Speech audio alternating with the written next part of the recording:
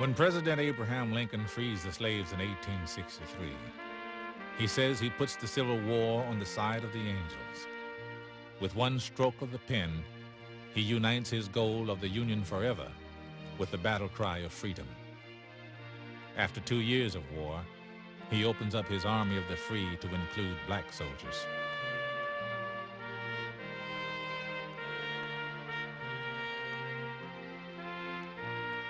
The first regiment of free black Americans to be recruited is the 54th Massachusetts Volunteers. Many doubt they will make good soldiers, so they are ordered to the backwaters of conflict, coastal lowlands and swamps in the southeast. Much more than victory depends on their performance.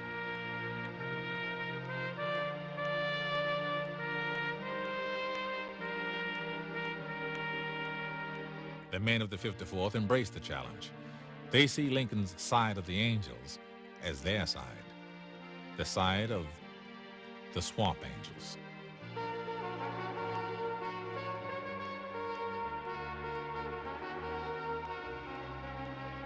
At Fort Wagner near Charleston, South Carolina, they lead a doomed attack of 7,000 white federal soldiers. They prove the doubters wrong at a high price.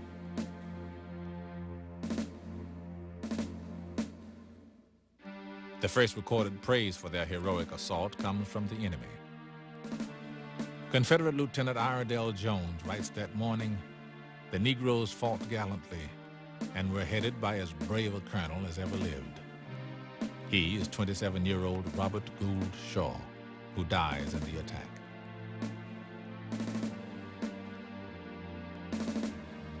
As rebels in Fort Wagner bury Shaw and his men in a mass grave, the spirit of the fallen begins to rise above the bloody ramparts.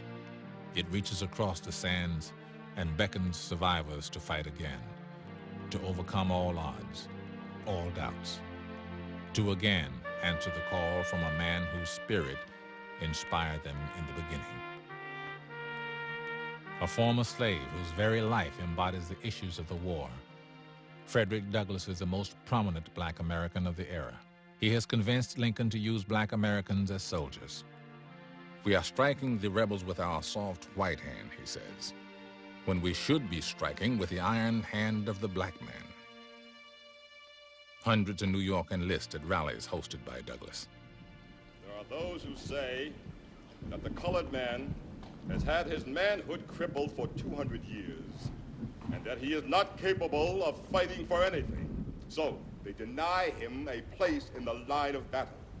And there are those who fear servile rebellion and will not permit the arm of a slave to defend the Union against the arm of the slaveholder. But Massachusetts, first in the War of Independence, first to break the chains of her slaves, Massachusetts calls you to arms as her soldier. Mr. Douglass! My name is Joseph Williams. I'm a free colored man. I've got a family and a business. I'm not gonna give that up. But I'll give you some money for your cause. Hey, this is not our war. Let him talk. He's right. I'm already free. What I want to Shut up, brother. Sit down. Mr. Douglas, man, speak. Why should we be a part of this war? It's not ours. Stop it! Stop it! Now, the cowards among us will tell you that this is the white man's war. Believe them not. Liberty, won by the white man, lacks half its luster. Who would be free? Themselves must strike the blow. Better to die free than live as a slave. By all the ties that bind you, by all the dreams you cherish for the freedom of your children, by all the ties of blood, I urge you to rise up and smite with death the powers that would bury our government and our liberty in the same hopeless grave. Do not delay. The day is dawn. The gates of our prison are half open. One gallant rush, and millions of our sisters and brothers will march forth to liberty. Do not hesitate. The day is dawn. Men of color, to arms! To arms! His first recruit is his youngest son, 18-year-old Charles Douglas. He and his 20-year-old brother Lewis are printers working at their father's abolitionist newspaper in Rochester. Both enlist in March of 1863. Among other New Yorkers caught up in Douglas's drive is 16-year-old Miles Moore from Elmira, a musician in Company H, and principal musician 27-year-old William Netson from Niagara of Company K. A married clerk from Brooklyn, Peter Vogelsang, is drawn to the Douglas crusade. He enlists in April and becomes quartermaster sergeant. Recruiters across the North and Canada circulate the printed words of Douglas to fill the ranks with others. Once let the black man get upon his person the brass letters U.S. Let him get an eagle on his button and a musket on his shoulder and bullets in his pockets. And there's no power on earth which can deny that he has earned the right to citizenship in the United States. After drilling 3 months near Boston at Reedville Camp, the 54th makes a stunning entry when it disembarks from a transport ship and marches into occupied Beaufort, South Carolina on June 3, 1863.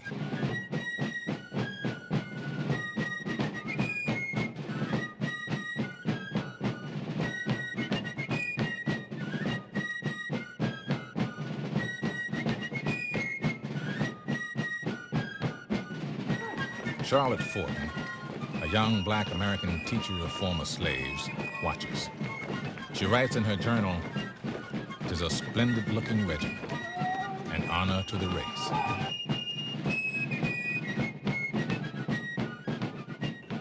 A volunteer from the North, she's part of an ongoing educational program begun in the coastal islands when first occupied by federal troops in 1861. She meets the young, idealistic Colonel Shaw, who shares her views that education is the key to unlock the future for the freed slaves. After a dress parade, they have tea together, the first of several social engagements over the next month. Afterward, we sat outside the tent and listened to some very fine singing from some of the privates, she writes. Their voices blended beautifully. Jubilo is one of the best things I've heard lately.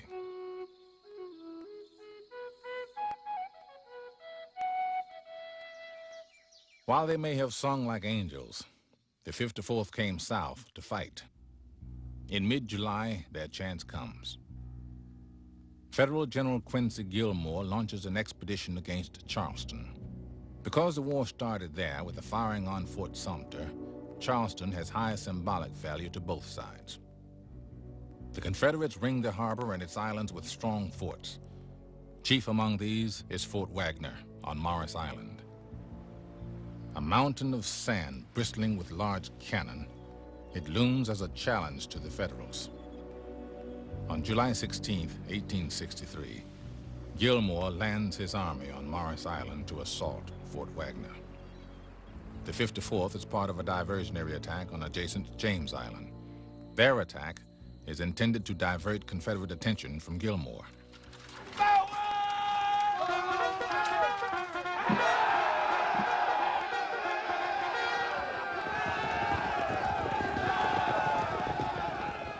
But the rebels launch a surprise counterattack on James Island.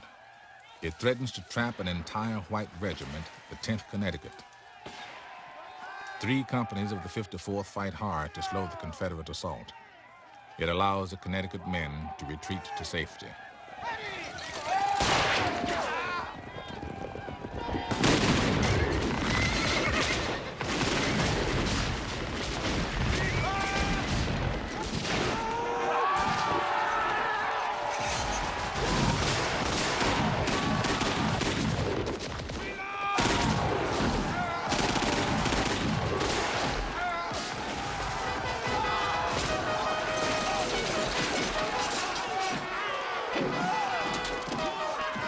The 54th loses 10 men killed and 30 wounded, including Quartermaster Sergeant Vogelsang. But the regiment has won its first laurels.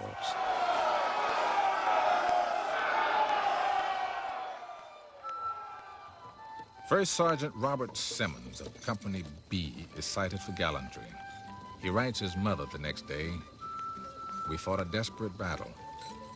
God has protected me through this, my first fiery leaden trial, and I do give him the glory and render praises unto his holy name." The Swamp Angels earned their nickname, marching all night and the next day across marshy James Island to reach Gilmore's army in front of Fort Wagner. Simmons closes his letter, "God bless you all. Goodbye. Likely we shall be engaged soon."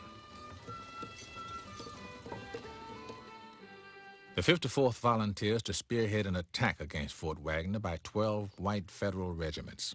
As night descends on July 18, 1863, a massive naval bombardment of the fort ends, and the troops advance. Confederate cannon from Wagner and the entire harbor decimate the ranks. The assault force suffers 1,515 casualties, with the 54th losing 247 of 600 who charge. Last to leave the parapet of the fort under fire is the lion of the regiment, Sergeant Major Lewis Douglass, son of Frederick Douglass. Lewis writes his fiancée, Amelia Logwin of Syracuse, New York, "DeForest of your city is wounded. George Washington is missing. Jacob Carter is missing. Charles Reason, wounded. Charles Whiting, Charles Creamer, all wounded. I had my sword sheath blown away while on the parapet of the fort," he writes. "Swept down like chaff, still our men went on and on. This regiment has established its reputation as a fighting regiment. Not a man flinched, though it was a trying time. Men fell all around me. A shell would explode and clear a space of 20 feet. Our men would close up again, but it was no use. We had to retreat, which was a very hazardous undertaking. How I got out of that fight alive, I cannot tell. But I am here." Lewis scales the deadly slope with Colonel Shaw, and in the thunderous voice of his father shouts, "Come, boys, come. Let's fight for God and Governor Andrew." Shaw dies on the parapet. Sergeant William Kearney of Company C holds the flag aloft atop the fort. He takes wounds in both legs, his chest, and right arm. As the firing dies down, he slumps on the outer slope. Kearney and 147 other wounded now face a grisly journey back to the Union lines in the dark. Lieutenant Colonel Edward Hallowell, second in command, is shot in the groin, but manages to pull himself to safety.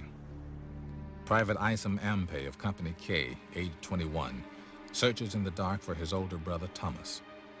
Both are farmers from Newport, Indiana. Only Isom will return home. Thomas is buried with Colonel Shaw and 30 others. Kearney crawls on one knee through the darkness, carrying the tattered flag. A deeply religious youth of 22, he has interrupted plans for the ministry to fight with the 54th. He undoubtedly implores his Creator for strength. Long after his comrades reach safety, Kearney staggers into the crowded, lamp-lit tent with the flag. Cheers resound as he says, "The old flag never touched the ground, boys." Sergeant William Kearney is the first black American soldier to win the Congressional Medal of Honor. When the burial truce ends, General Gilmore lays siege to Fort Wagner with 10,000 men and a naval flotilla.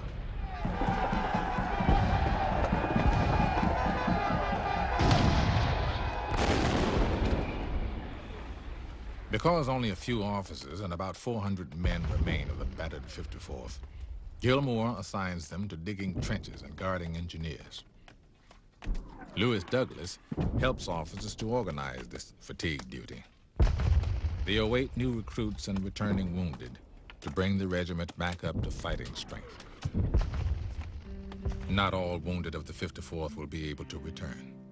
More than 50 soldiers are captured in the assault on Wagner, and half of these are injured. They are held in Cold Castle, Pinckney, a prison in the harbor, and in the Charleston jail, in the shadow of a gallows. Among them is First Sergeant Robert Simmons, cited again for gallantry atop Wagner. He has a wounded arm. All face the uncertain fate of black soldiers in Confederate hands.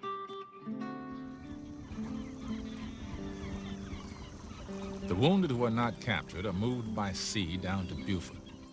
Sergeant Kearney and Lieutenant Colonel Hallowell are among them. A silent crowd of freed slaves watches the sad procession as the wounded are moved from ship to waiting wagons. The 54th had given them pride and hope when it arrived in June. Now they want to help. Many bring beef and chicken broth. Others help with bandages. They are taken to the new federal hospital at Hilton Head. Charlotte Fortin hurries there by rowboat from her school at St. Helena, 6 miles away. Tonight comes news, she writes. Oh, so sad, so heart-sickening. It is too terrible to write. We can only hope it may not all be true, that our noble, beautiful young colonel is killed and the regiment cut to pieces. I cannot believe it. And yet I know it may be so. But oh, I am stunned, sick at heart. I can scarcely write. Thank heaven they fought bravely. It was with a full heart that I sewed up bullet holes and bayonet cuts, she writes. Sometimes I found a jacket that told a sad tale, so torn to pieces that it was far past mending. The death of Shaw hurts her. She recalls him as a much-loved friend. It seems very, very hard that the best and the noblest must be the earliest called away. She writes letters for those too injured to write themselves. She recalls one 19-year-old from Michigan. He's very badly wounded in both legs, and there is a ball in the stomach. It is thought that it cannot be extracted, but he utters no complaint. And it is touching to see his gratitude for the least kindness. He was an only son and had come away against his mother's will. He would not have her written to until he was better. Poor fellow. That will never be in this world.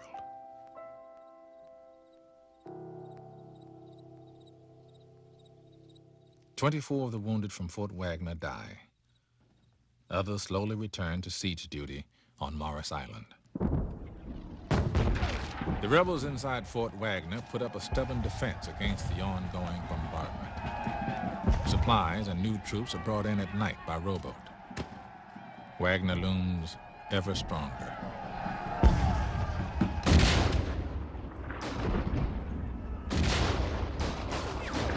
Though anxious for action, the regiment does its duty with the shovel as well as the rifle musket. White engineers design and build 5 parallel lines of trenches, each successively closer to Fort Wagner. They prefer to work with the 54th, who complain less about the manual labor. They are also steadier under the nearly constant artillery and sniper fire. But the Swamp Angels prefer action. Louis Douglas, tired of the trenches, writes, "Should I fall in the next fight, killed or wounded, I hope to fall with my face to the foe."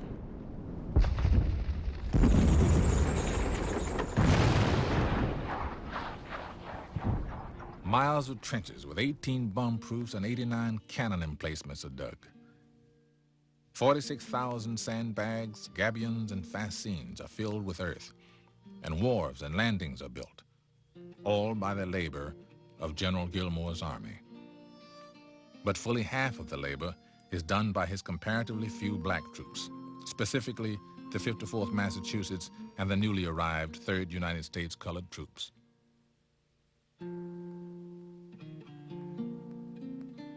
Most of the work is done at night under fire. During the day, the tired troops try to rest in sweltering tent cities. The humid summer temperatures seem to seldom dip below 100 degrees. Flies and mosquitoes breed fevers. The stench of hastily buried dead pervades the sorry camps. Finally, on September 7th, 1863, after 58 days of siege and 2 failed assaults, 740 beleaguered rebels evacuate Fort Wagner and Battery Gregg behind it.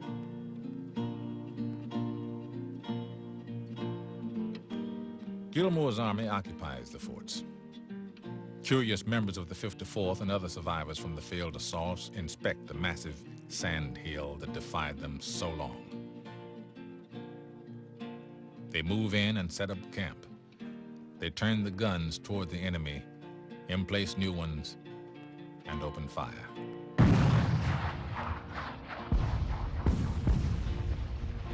Some say the 54th took its pet name from the Swamp Angel, a rifle cannon that lobbed 200-pound shells into Charleston. The 54th helped install it in a marsh between James and Morris Island.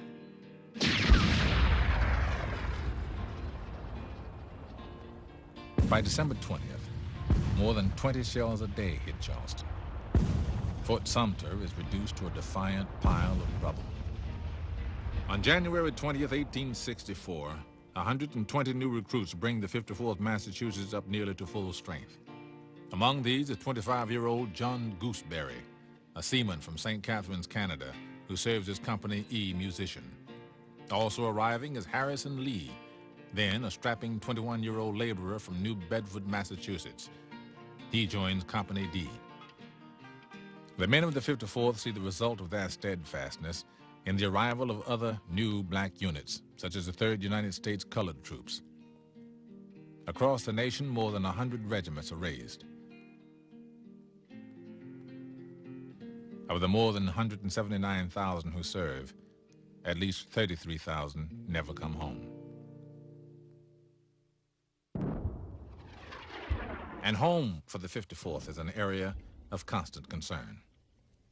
As the siege drags on, they get depressing letters. Families write of financial hardship because since enlistment, the men have never been paid. They had been promised $13 a month, which white soldiers receive. But federal agents had offered only $10 a month, the wage allocated to colored laborers.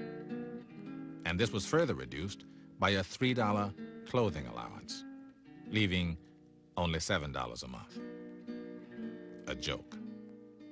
So from the first, they have refused the insulting $10 rate. While on Morris Island, they again refuse. Yet they stay on duty. They want to prove that black Americans are equal as soldiers and citizens. Despite the absence of pay, the men remain enthused about the regiment and its purpose.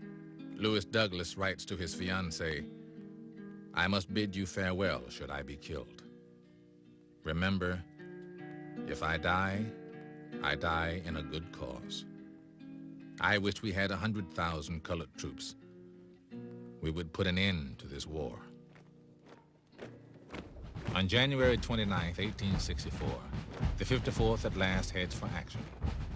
They are reunited with Colonel Hallowell, now fully recovered and in command. They join the invasion force of 7,000 troops under General Seymour. Target is Tallahassee, capital of Florida. After landing at Jacksonville, the Army marches unopposed along a railroad line connecting the two cities. The rebels make their stand at the crossroads of Olustee Station.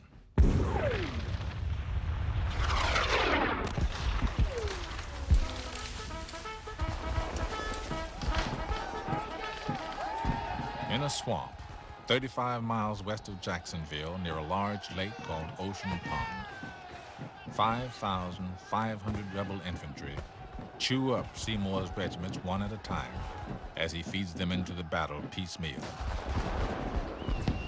Fighting stretches across swampy fields, coastal pine woods, and marshy clearings.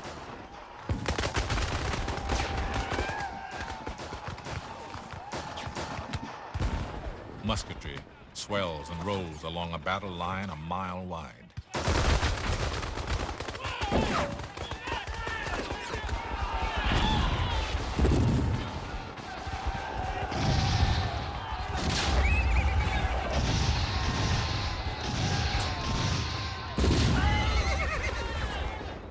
The rebels gain more momentum when the 7th Connecticut is driven from the field. Confederate cavalry runs down the fleeing troops.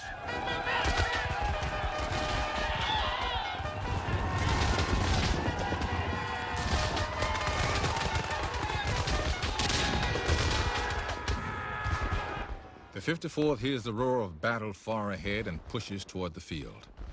It is met by hundreds of retreating Federal soldiers and wounded, black and white. An aide gallops up to Colonel Hallowell and shouts, "For God's sake, Colonel, double quick or the day is lost." The 54th, under heavy marching order with full packs, drops them and hastens to the front. Once again, the Swamp Angels are marching at the double quick to the rescue.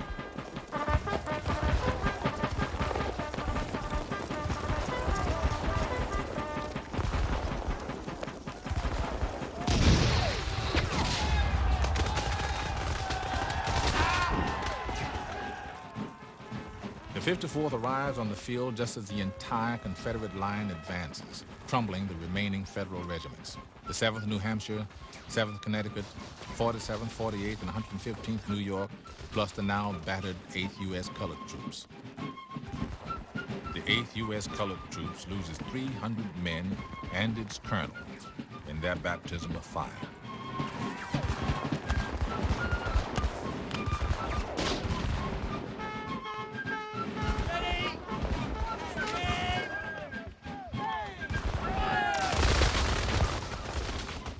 The 54th forms line of battle and fights a delaying action. It allows the rest of the Federals to escape what is seen as certain destruction. In a desperate move, Colonel Hallowell orders the color guard to advance 150 paces to rally the line and slow the Confederates. Of the 8 members of the color guard, only 4 are left. But with the flag shredded and the color sergeant's hand nearly shot away, they advance the line, and it holds. The men shout, "3 cheers for Massachusetts," and $7 a month. Charles Lennox, a color sergeant of Company A, a 38-year-old barber from Watertown, Massachusetts, is among the color guard. Beside him, Preston Hellman, color corporal of Company E, a 30-year-old carpenter from Leone, Michigan.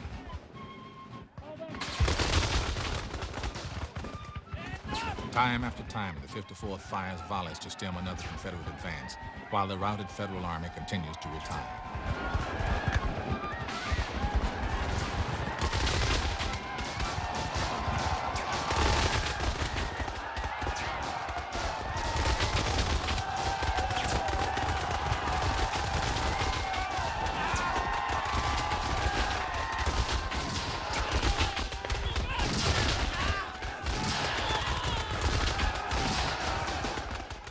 The regiment puts 8 companies into line, totaling 497 men and 13 officers.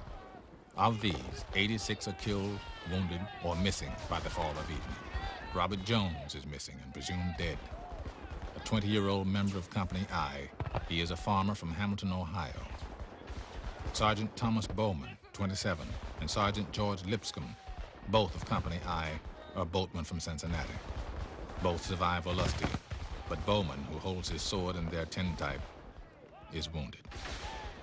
And First Sergeant Stephen Swales of Company F is wounded, but cited for his coolness and bravery. He is promoted to second lieutenant on March 11, 1864, making him the first black officer commissioned in a Massachusetts regiment. On the same day, Sergeant Vogelsang is promoted to second lieutenant.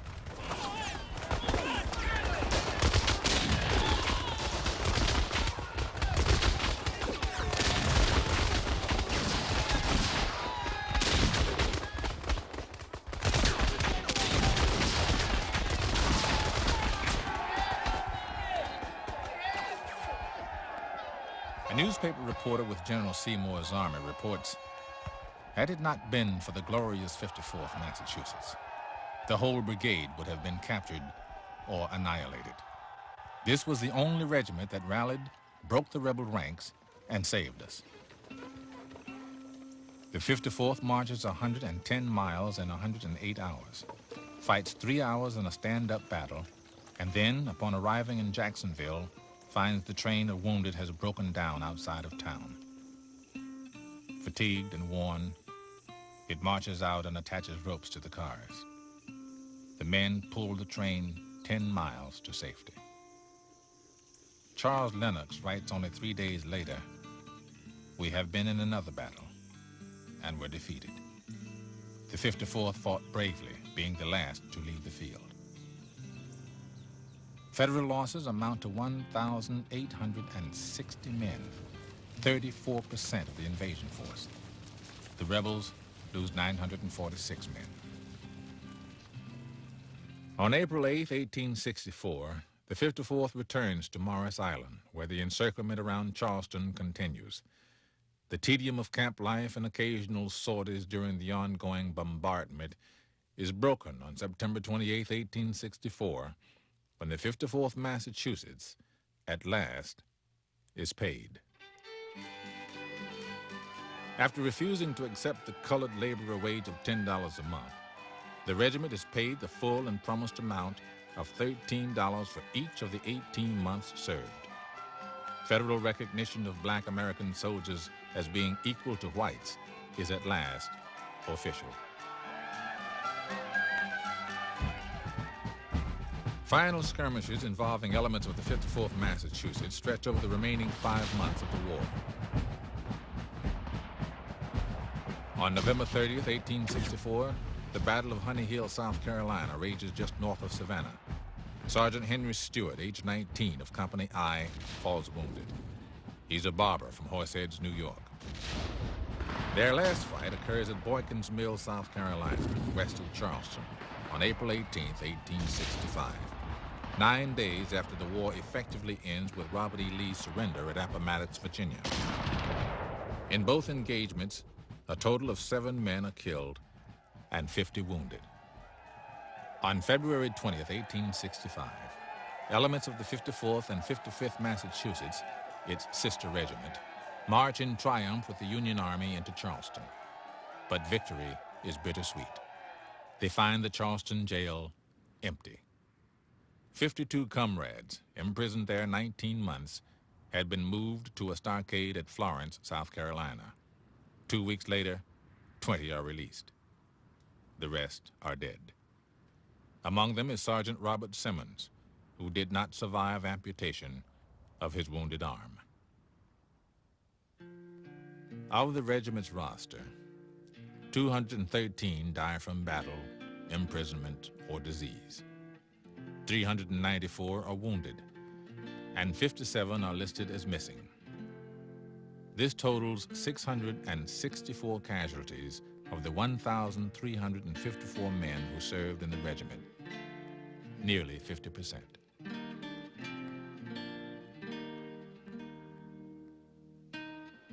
And yet, when the victorious Union armies pass in the Grand Review in Washington, D.C. at the war's end, no black regiments are invited, though they comprise 10% of the forces then under arms. The 54th returns to Boston, Massachusetts to a heroic welcome on August 20th, 1865, and is mustered out of existence.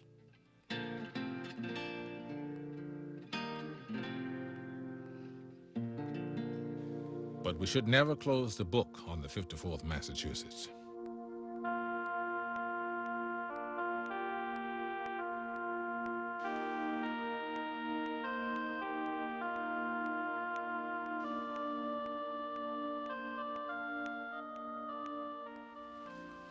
Today, the regiment continues in the hearts of a growing number of living history reenactors. Get online, boys! Quicker now! Quicker now! Firing by company! Fire by company! Ready!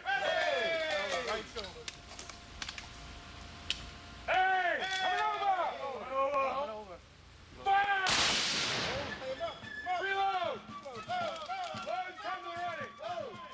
Recruited initially to help produce the film Glory, these dedicated amateur historians bring the 54th Massachusetts to life for the general public.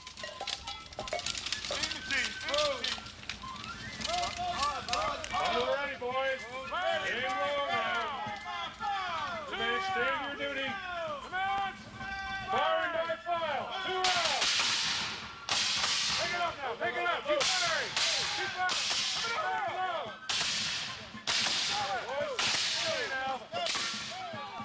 Their authentic impressions of life in camp, on the march, and in battle elevate public awareness of the contribution of the black American soldier in the Civil War. didn't have to do it, but you did, Lord. Look down with your finger of love, and you touched us one by one, Heavenly Father, to endure the hell of war, Heavenly Father. Oh, Lord, be with us in the next day. The original 54th Massachusetts was a deeply religious regiment comprised of highly literate men. They wrote with eloquence and read often, especially from the Bible. All right. Thank you. Thank you. Yes. Yes. Thank you. One flag of the regiment bore a gold cross and star with the Latin script "In hoc signo vinces," meaning, "In this sign, conquer." It expressed the belief that theirs was a mission of high purpose. Today's 54th Massachusetts reenactors mirror this belief. Sing it again. Sing it again. Yes. Sweet chariot. Yes. Yes. Yes. Sing it. Sing it. Go ahead. Sing it. Sing it. Yes. Go ahead. Yes. Sweet chariot. Yes. Yes. Oh yeah. Carry me home. All right. Amen. Amen. Amen. Amen. Of the 50,000 living history hobbyists involved in Civil War portrayals, only 15 were black prior to the making of the film about the 54th. Now there are more than 100.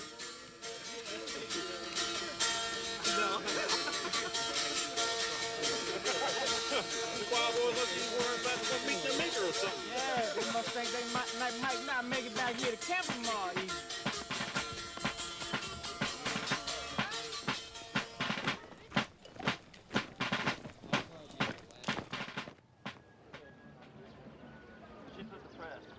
On Memorial Day, 1989, the 54th combines with white reenactors, both Federal and Confederate, to help rebury 19 actual members of the 54th and 55th Massachusetts whose common grave had been accidentally unearthed near Charleston.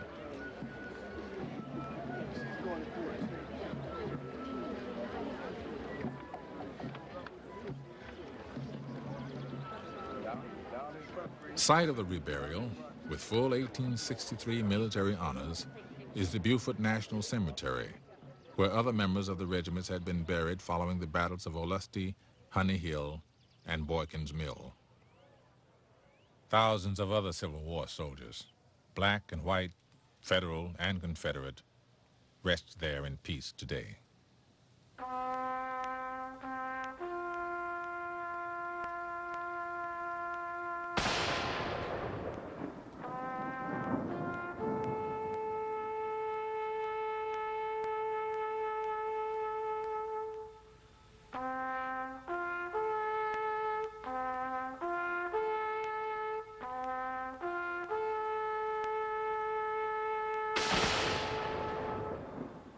A nameless member of the 54th had been heard to utter in the moments before the assault, "Tonight, we'll sleep in Fort Wagner."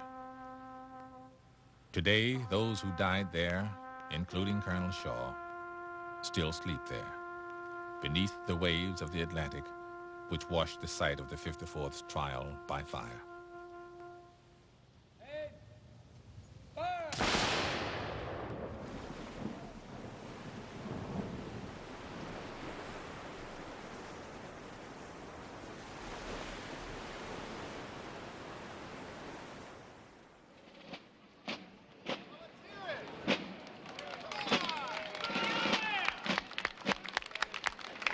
On May 19, 1990, the 54th marches at the head of 2,500 reenactors in a commemorative grand review. They lead a march down the same Pennsylvania Avenue from which their forebears had been excluded, almost 125 years ago to the day.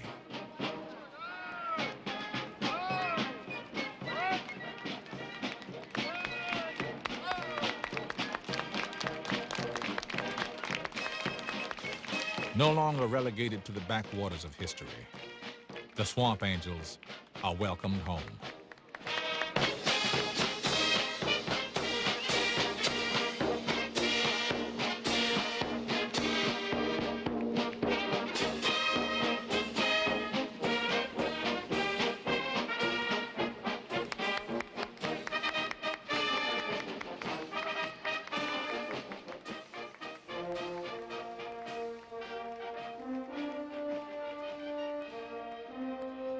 The regiment lives today in the heart of every person who cares enough to remember.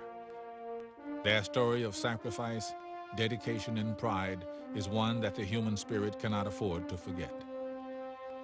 Words to their marching tune, "Give Us a Flag," were penned by an unknown member of Company A. At the time, they were a promise. Now, they are a testament.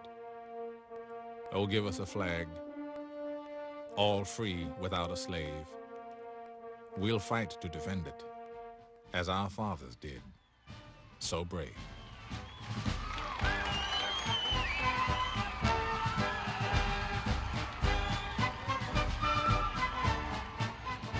When black leader William Nell stood with his old friend Frederick Douglass watching the 54th march through Boston and into what both men knew would be history, he turned to Douglass with tears in his eyes. Nell spoke both an epitaph and a prologue when he said, "Glory enough for one day. Aye, indeed, for a lifetime."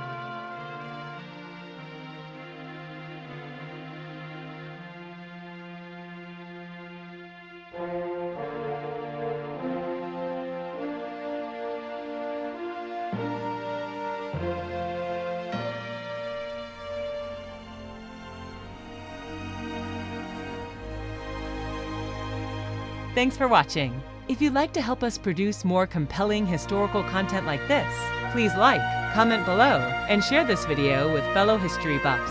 And of course, be sure to subscribe to help keep history happening.